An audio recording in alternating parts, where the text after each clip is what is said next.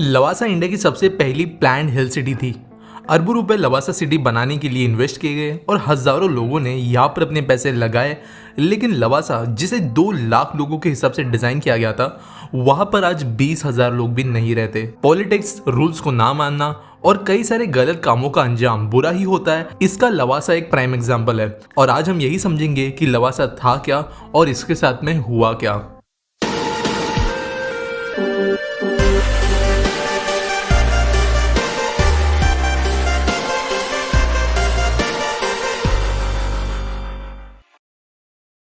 अजित गुलाबचंद, जो एचसीसी या Hindustan construction company के एमडी थे, वो एक बार पोर्टोफिनो इटली गए थे। उन्हें वो सिटी इतनी पसंद आई कि उन्होंने अपना एक ड्रीम प्रोजेक्ट मन में बना लिया कि इंडिया में भी पोर्टोफिनो इटली की तरह एक सिटी उन्हें बनानी है और इंडिया के अंदर इन वर्ल्ड क्लास स्टैंडर्ड्स को उन्हें इंप्लीमेंट करना है। कुछ साल प्लानिंग करने के बाद में साल 2000 से लेकर साल 2003 के बीच में अजित गुलाबचंद और एचसीसी कंपनी ने मिलकर महाराष्ट्र के पुणे के पास में सह्याद्री माउंटेन्स के बीच में एक जगह डिसाइड की और मुल्शी तालुका में बेस्ड इस जगह पर लवासा सिटी बनाने का निर्णय लिया गया और इसका काम शुरू कर दिया गया। लवासा के इनिशियल प्लान्स में 5 सब टाउन्स थे और हर एक टाउन एक वैली में बसा हुआ था, एक वाटर बॉडी के पास में।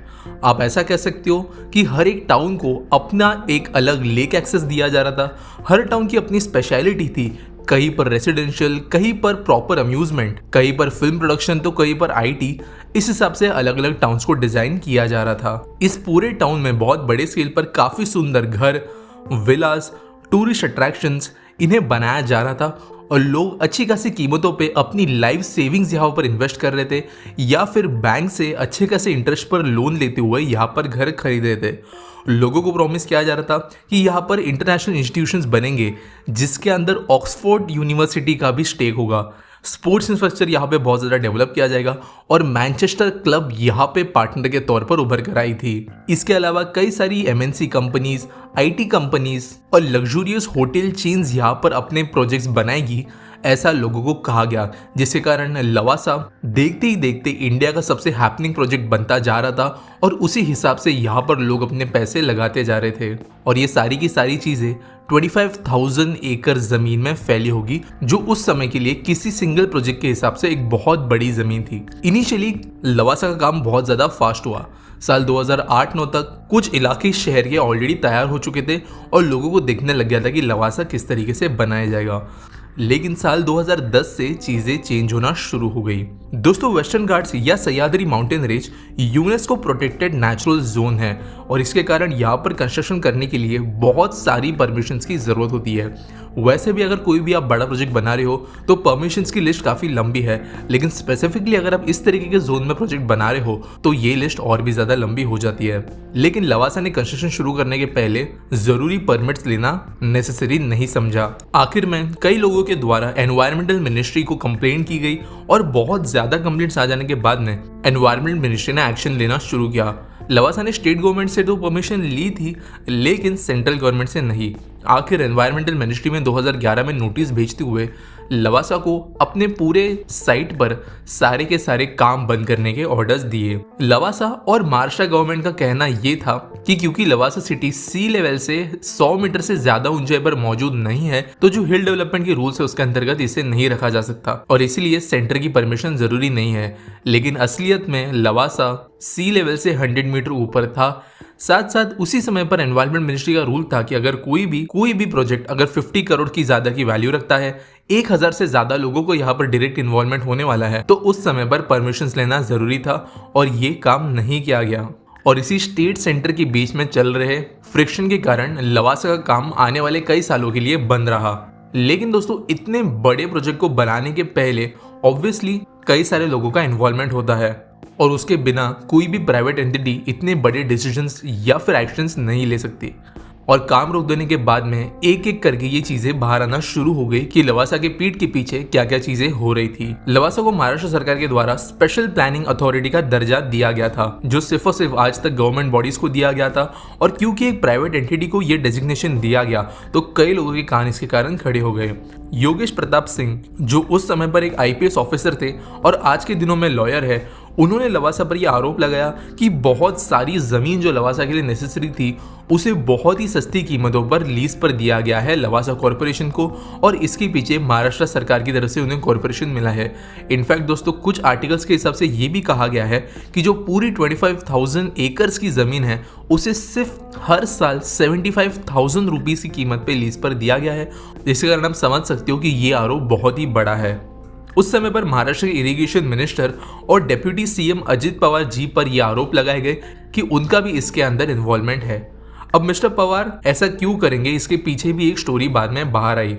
दरअसल मिस्टर अजित पवार शरद पवार जी के नेफ्यू है और शरद पवार जी की बेटी सुप्रिया सुले जो अपने हस्बैंड के साथ में यशोमाला लीजिंग एंड फाइनेंस कंपनी के अंदर एक बहुत बड़ी स्टेक होल्डर हुआ करती थी, उन्होंने अपनी कंपनी को लवासा कॉरपोरेशन के साथ में मर्ज किया था, जिसके कारण लवासा कॉरपोरेशन में उनका 20.81% हिस्सा बन गया।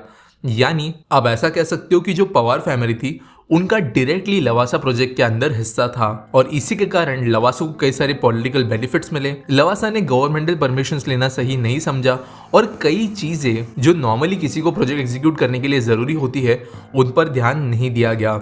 अगर कुछ एग्जांपल्स की बात करें जिसका वायलेशन लवासा में हुआ था, तो जिस तरीके से हिल डेवलपमेंट अथॉरिटी कहती है कि 3 फ्लोर से ज्यादा की बिल्डिंग किसी भी हिल स्टेशन एरिया में नहीं बननी चाहिए, उसे फॉलो न करते हुए यहाँ पर कई सारे 6 फ्लोर की बिल्डिंग्स को भी बनाया गया।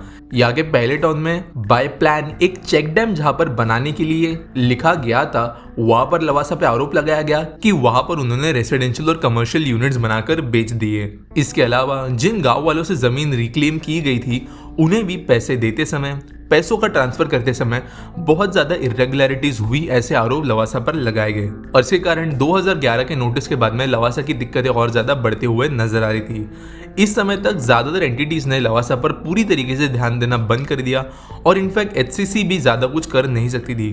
दोस्तों, जो पेरेंट कंपनी थी लवासा कॉरपोरेशन की, हिंदुस्तान कंस्ट्रक्शन कंपनी, वो ऑलरेडी 2000 करोड़ रुपए के कर्ज में थी, जिसके कारण वो फिर से इस प्रोजेक्ट को संभाल नहीं सकती थी और कंस्ट्रक्शन शुरू नहीं हुआ।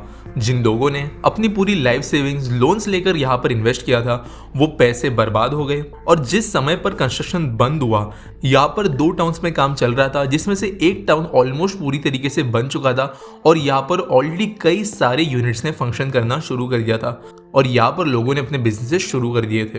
आज के करंट सिनेरियो की बात करें और अगर फ्यूचर की बात करें तो लवासा आज सिर्फ एक छोटा सा टूरिस्ट स्पॉट रहा है जहां पर मुंबई पुणे सिटी के लोग 1 डे ट्रिप्स के लिए, पिकनिक्स के लिए, bike rallies, long drives, wedding shoots, इन जैसी चीजों के लिए ट्रैवल करते हैं। यहाँ पर 2 से 3 साल पहले इसकी भी संख्या अच्छी खासी बढ़ गई थी, लेकिन क्योंकि यहाँ पर पैसे नहीं आ रहे थे तो कई सारे जगह यहाँ पर डिटोरिएट होना शुरू हो गए क्योंकि मेंटेनेंस नहीं हो रहा था। तो जो ब्यूटी लवासा की इनिशियल डेज में हुआ करती थी वो भी खराब होना शुरू हो गई और धीरे धीरे कुछ अट्रैक्शंस बंद होना शुरू हो गए। इसके साथ साथ होटल्स, दूसरे बिजनेसेस भी कम टूरिस्ट आने के कारण बंद होना शुरू हो गए और लवासा में जितनी एक्टिविटीज होती है वो साल दर साल कम होते जा रही है। इनफैक्ट यहाँ पे टूरिस्ट इन्फ्लो इतना कम हो गया और इसी कारण पैसों का इन्फ्लो इतना कम हो गया कि अगर आज आप लवासा विजिट करना चाहते हो तो आपको 500 रुपीज़ का एंट्री पास खरीदना पड़ता है, और अगर आप वहाँ पे प्री वेडिंग शूट वगैरह करना चाहते हो तो आपको परमिशन लेते हुए कुछ चार्जेस भी पे करने पड़ते हैं ताकि जितनी सिटी बची है फंक्शनिंग स्टेट में उसे एटलीस्ट मेंटेन रखा जा सके। फ्यूचर की बात करें तो लवासा फिलहाल बैंक्रप्सी कोर्ट में है। लवासा अपने लोन्स रीपे नहीं कर पाई, उन्होंने लोन्स डिफॉल्ट किए, बॉन्ड्स डिफॉल्ट किए और कई लोगों ने इन्हें कोर्ट में खींचा। रिकवरी की प्रोसेस चलते समय लवासा के पास में जो भी एसेट्स है उनका सेल प्रोबेबली आने वाले कुछ समय में हो जाएगा, ऐसा फिलहाल नजर आ रहा है। लेकिन क्योंकि कई सारी पार्टीज इन्वॉल्व है, कई सारे केसेस इन्वॉल्व है, तो इसमें समय भी लग सकता है। टोटल लवासा कॉर्पोरेशन पे 6200 करोड़ रुपए का कर्ज है और इसकी रिकवरी करना बहुत ज्यादा डिफिकल्ट बन रहा है स्टेक होल्डर्स के लिए। अगर एक पॉजिटिव पॉइंट की बात करें कि फ्यूचर में लवासा का काम पूरा हो सकता है तो यहाँ पर इंटरप्ट जो एक यूएस बेस्ड कंपनी है और ओबरॉय रियलिटी जो मुंबई के one of the biggest real estate players में से एक है, इन्होंने बिड्स सामने रखी है लवासा कॉर्पोरेशन को खरीदने के लिए। यानी ये चाहते हैं कि बैंक्रप्सी कोर्ट के अंदर इन्हें रिकवरी के दौरान लवासा कॉर्पोरेशन खरीदने का मौका मिले, और अगर इन जैसी बड़ी रियल एस्टेट एंटिटीज लवासा को खरीदती है तो आगे जाकर यहाँ पर फिर से काम शुरू हो सकता है या फिर एटलीस्ट हमें लवासा का कोई ना कोई कंक्लूजन होता हुआ नजर आएगा। एज ऑफ नाउ जिस स्टेट में ये प्रोजेक्ट है इसका फ्यूचर ज्यादातर नेगेटिव रास्ते पे ही है और बहुत अनसर्टन है कि आगे जाकर जो इनिशियल प्लान्स लवासा के बनाए गए थे उस हिसाब से ये शहर बनेगा। तो दोस्तों ये रही आज की वीडियो। अगर आपको पसंद आई होगी तो लाइक करना, शेयर करना, सब्सक्राइब करना, ट्विटर पे आप मुझे फॉलो कर सकते हो और मिलेंगे अगले वीडियो में।